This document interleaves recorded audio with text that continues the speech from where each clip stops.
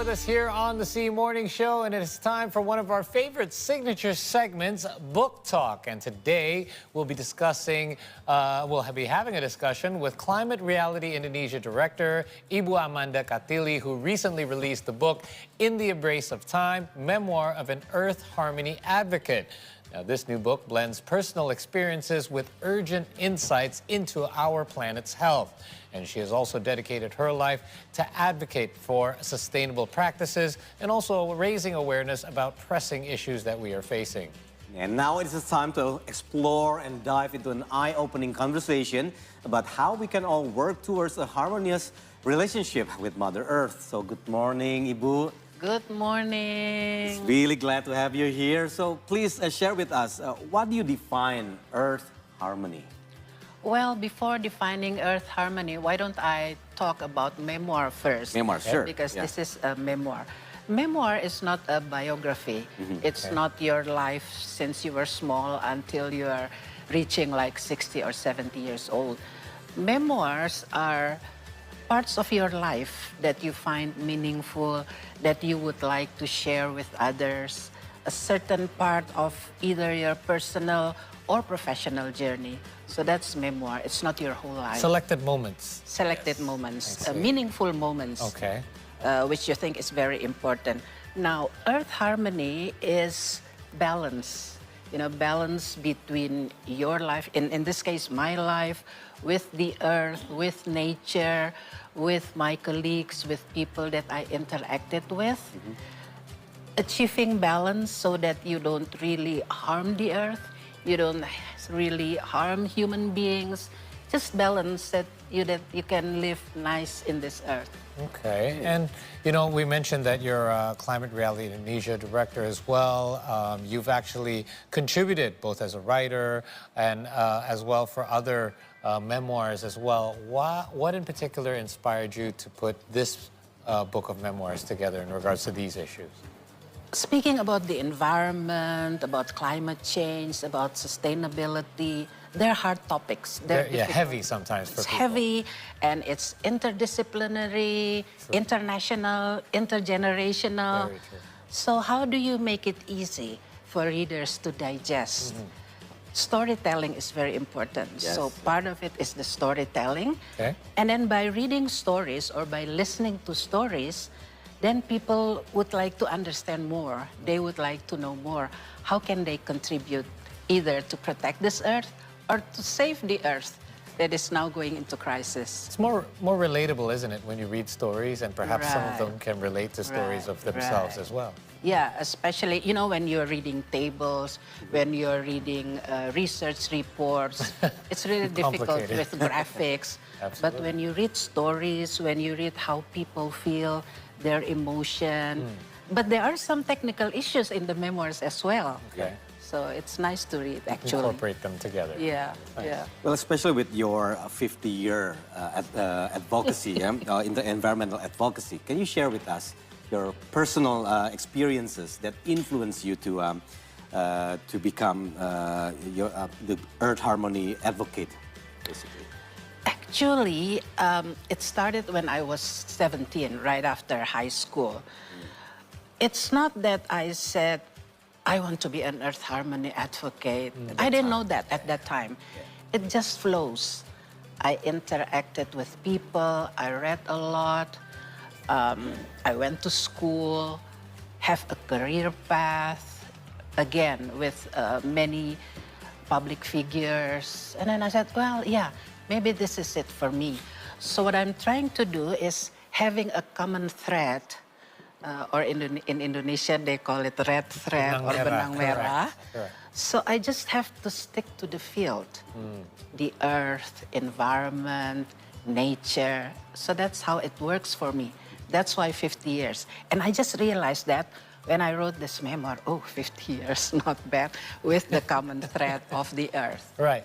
And were there any particular, I mean, I suppose we would find out once we read the book, but were there any particular personal experiences that helped shape your view on environmentalism?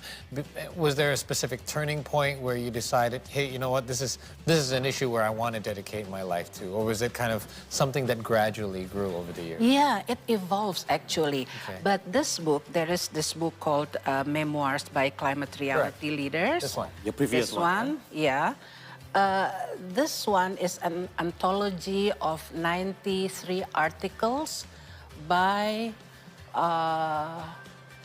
93 articles from 15 countries. Okay. Now, this one is where we ask the writers to explain about their aha moment. When did you become interested in getting into this issue? Right. So that's the aha moment. But I didn't have an aha moment. Like I said, it just evolves. Right. You know, after so many years, hey, I'm still here. I'm still in this field. And that, I guess, your passion was always there, and then you Yeah, realized yeah, over yeah, time that, yeah. hey, if I'm still doing this, obviously I'm very passionate Right. about it. But then, of course, there is a family involvement. Okay. My father was a geologist, so when we were small, my brother and I, we always went to the mountains, seeing rivers. So perhaps it's ingrained here in my brain. Since you were very young. Yeah. So, yeah. Makes sense. other than your father, is there anybody else who inspired you the most, especially to become what you are right now? Al Gore, of course. So in the last 15 years, I've been involved with his organization, the Climate Reality Project. And he keeps doing it. And I asked him, didn't you feel bored? Because he's been doing this for many, many years, talking about the same thing over and over again. And he said, I'm speaking the truth. And if there are deniers, just go back to the science. Okay. That's what he said. But then, I would like to do more. I would like to really have more stories from many people who are into this issue. All right, that's why you created that book, along with several writers as well. Indeed. Experts, yeah. And now you have this. Correct. So we know that the overall view is our harmony with the earth, but within it, could you cover some of the, I'm looking through the glossary right now, some of the main themes that are actually covered within the book and how they're broken down? Right. The basic is, of course, the earth. You have to understand the earth. Yes. The value of the earth, as well as its fate. You know, we're in crisis right now, climate crisis, earth crisis, and waves of crisis. So that's the basics. But then, of course, in my case, I went through the education part, the career path. But then there are issues like how are you going to communicate the issues? Right.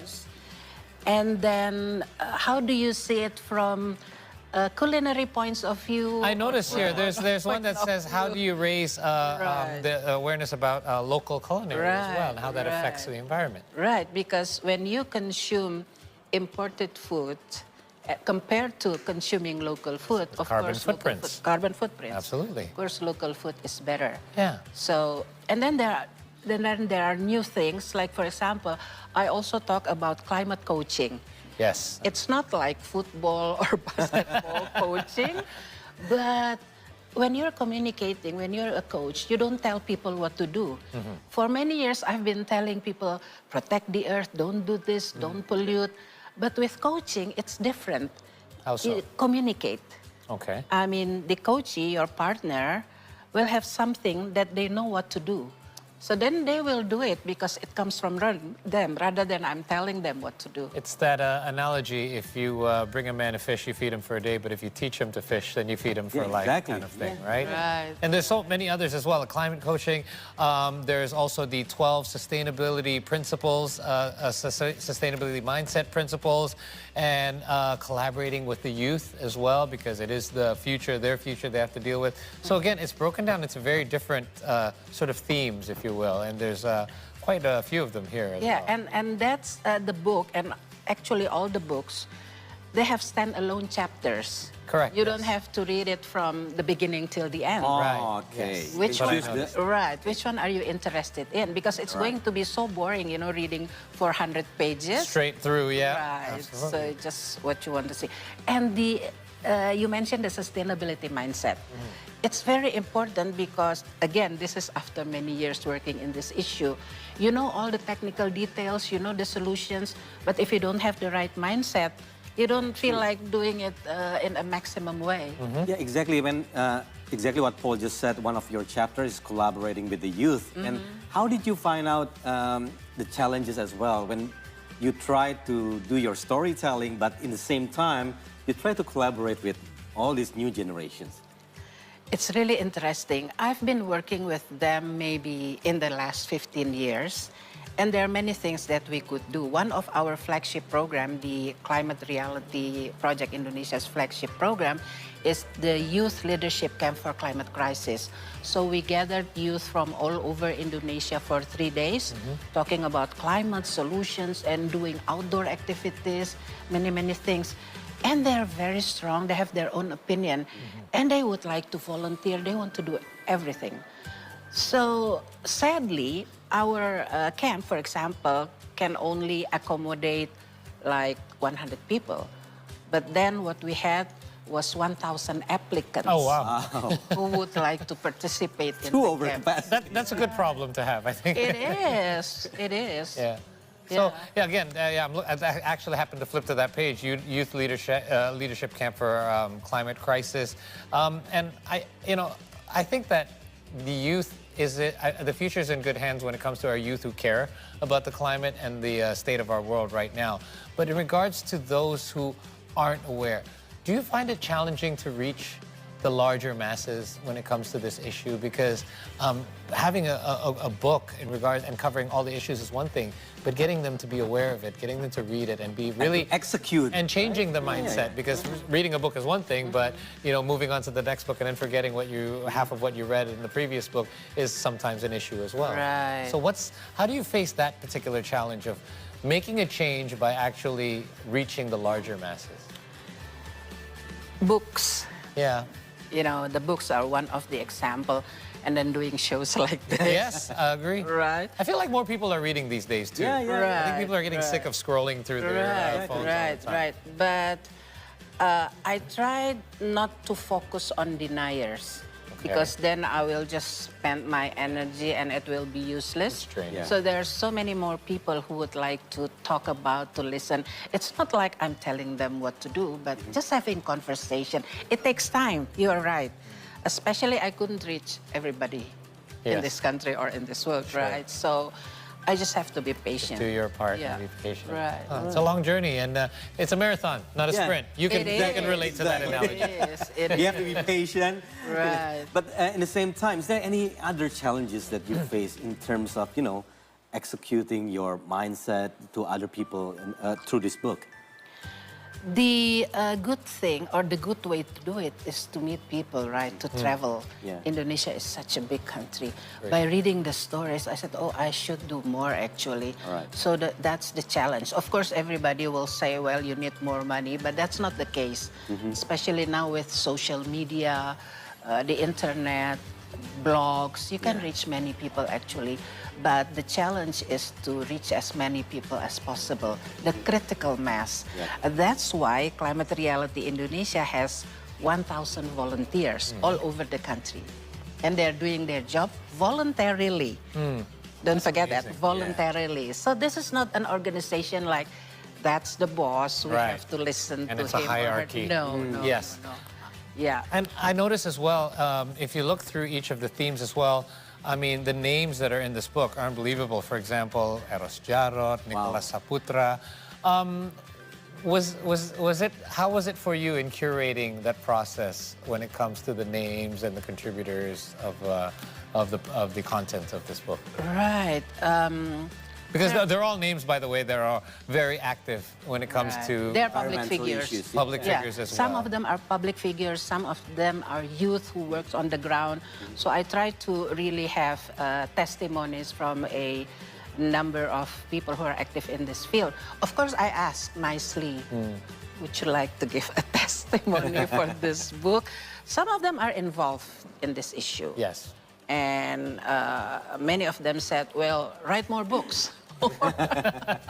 As long as you contribute to articles, I would do that gladly. Okay. That's Yeah. really great. So That's really great. another big question is, what can we do more in Earth harmony? It's everything under the cloud, right? Yeah. So you just have to focus. What are you interested in?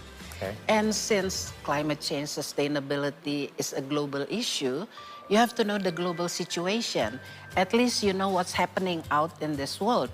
Next month, there's going to be a UN climate change conference Right. in Baku, Azerbaijan. Correct.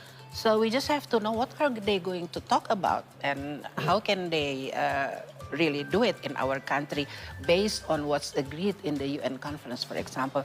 So I would like to suggest that just understand the global development of an issue and then find one or two things that you are interested in. Of course, many people would like to say, well, I would like to work on waste. I would like to work on air pollution. Okay. And you both will be very powerful with what you are doing here Right. at SEED today. Yeah, and I think sometimes that's the issue itself. When somebody says, hey, I would like to make this world a better place, where do I even start? Yeah. And then when you see things that are discussed at the summit, it seems so distant, from what right. we do in our day-to-day lives that people Right. sometimes, it's not for the fact that they don't want to, they just don't know how to begin. And sometimes I think that I've heard this from many activists as well that say, you just have to start somewhere. You just have to. And the most important thing is you don't do it alone. You just have to join either an organization, a community, Okay. talking with your friends. You know, there is another scheme, it's called Climate Cafe. Climate What's Cafe. that? Climate Cafe. You Interesting. sit either in a restaurant or like this, and you talk about many things that you would like to talk. Of course, with coffee, snacks, croissant. I love croissant. So it's Climate Cafe. Okay. And make Alright. people comfortable talking about that. You don't have to be an expert to be involved in this. Right, and that's another thing. Like some people feel like intimidated because they feel like they don't know enough Right. about it. And I think that sometimes discussions can just be a great start because don't be afraid if you don't know anything. Ask questions because I think awareness is just the first step, and then that way we know which direction we need to go. Yeah, and the people who are involved in climate reality, the age range is between 12 years old. Wow. 12, that early. To 87 years old. Wow. Yeah, That is so anything. good So to it does. You don't have to be an expert. You don't have to be a business person. You don't have to be a government official. That's really So nice. basically, Very you're inclusive. happy with the development so far, right? In terms of Yeah. awareness and try to talk about it in a group, for example. Yeah. It's nice, especially seeing their activities, reading their articles. It's very nice. So, real quick, finally, what are your hopes in regards to these memoirs and these stories? What do you want people to gain most out of reading these memoirs? I would like to have, my dream is to have more stories, more people to write, Their own stories. more people to really share their experience. And like I mentioned earlier, you don't have to be celebrities to have memoirs. Everyone has their own Yeah, memoirs. everyone has their own stories. Okay. Well, I hope that this actually shines us some light onto the fact that we all have stories to share, no matter how small they are, and I think they all can contribute because if everyone contributes just a little bit, I think we can make that large change that we're all hoping for. The world needs more storytelling. Stories. Ibu, thank you so much, and congratulations on this book, by the way. Thank you. And Thank you, it's Ibu. already available. It's It launched? is available in English, in Indonesian. English as well. In English. Oh, nice. Perfect. Maybe I'll share the link if you Sure, are interested in downloading it. It's bit.ly Yes. and / Earth Memoirs. Earth Earth Memoirs. Memoirs. Earth Memoirs. Perfect. There are 3 books. This book in English. Oh, wow, That one that's also in perfect. English And that and one as well. Indonesian. And that one is in Indonesian. It's Comfort Food Memoirs. Okay. All right. That's perfect. Actually, I'm going to get that one for my wife. All right. Thank you again, Ibu. Congratulations. Thank you, much. Ibu. And Thank you. much continued success. We look forward to reading these stories and hopefully Thank more you. stories to come from you as well. We're going to take a short break. That does it for Book Talk. We have more stories to share with you, but that's coming up after the break from all around the world. So keep it right here on the SEED Morning Show, only on SEED Today. We'll be back.